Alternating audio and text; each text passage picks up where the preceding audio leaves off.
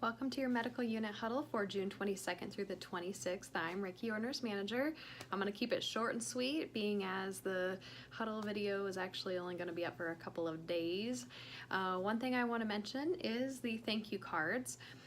We really kind of hit that hardcore in May, getting those sent out to our patients, and our numbers are starting to come in through our HCAP scores, and that I think has made us have some phenomenal outcome. We went from yellow to green, so we're definitely in the right direction there. I do want to show you an example of a couple of cards that even though we're sending those out, for example, one of the cards I was looking at has one signature. Wah, wah. This card has two, so we're getting better. And then this card has more messages to it. So I'd like to see more cards looking like that. And I think one way that we can help solve that is if we get those thank you cards started from the time that the patient's admitted. Let's get a thank you card put into their chart, and as you're taking care of that patient, you can come up and sign it. Not that you have to write a full-length message like this one. But that you're at least signing the card. Patients remember your names, and again, if you do write a little note, that makes it that much more sweet. So anyway, let's get a little bit better. That one isn't that sad. Okay. Anyway, so please do that. Another thing I want to mention that I've noticed during patient rounds is when I start talking to patients about the admission packet that they're supposed to get when they're admitted, quite a few patients have not received that packet. But it's not just handing it to the patient, it's actually going through that packet. Here's your, if you have a nurse that you want to recognize, there's the DAISY nominations, there's the Helping Hand Award nomination. If patients are interested in, filling out a living will, it goes through that. Not that you have to be the expert in every single thing that's in there, but at least that you're touching base.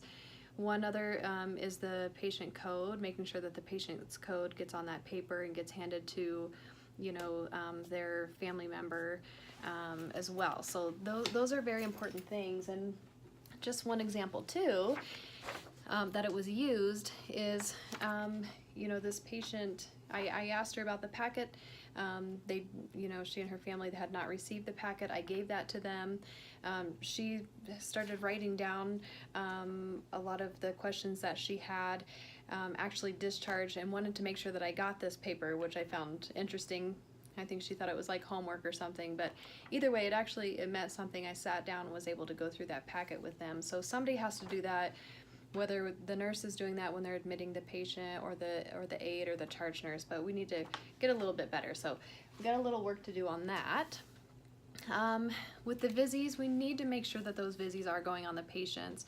We are not watching the blood pressure, but this is not an optional device unless they don't meet the criteria. You have to get that VISI device on the patient. I think the perception is that people feel that it was to help with their workflow. It is not, although that should be a benefit, but the purpose is that we need the help monitoring our patients, and while it might not be 100%, it definitely has helped us catch some patients that needed to go to higher level of care. So please make sure that you're getting those VISI devices on there. And the only way that they know how to problem solve and make the product a little bit better is that we have to have the device on the patient so they can track and trend, so they can make their algorithms better. So anyway, make sure that those are getting on there. For recognition this week, I do want to say that we offered 2 new graduate positions. So those 2 new graduates will be starting July 30th. Otherwise, we don't have anything else open, so that's wonderful news, right? And then thank you all so much for the nurses who completed the Indian QI survey. We made it to 97%, you guys, so that means we all get cake. Woohoo! And again, the most important part is that it helps me understand our environment and how we can always, make things better, right? Because that's what we want to do. Also, the UBC met this past week, so make sure that you are looking in your email for those minutes. And I'm going to turn it over to your charge nurse for any current quality patient safety concerns. As always, you can subscribe to our MCR Medical Unit YouTube channel, and you guys have a great shift.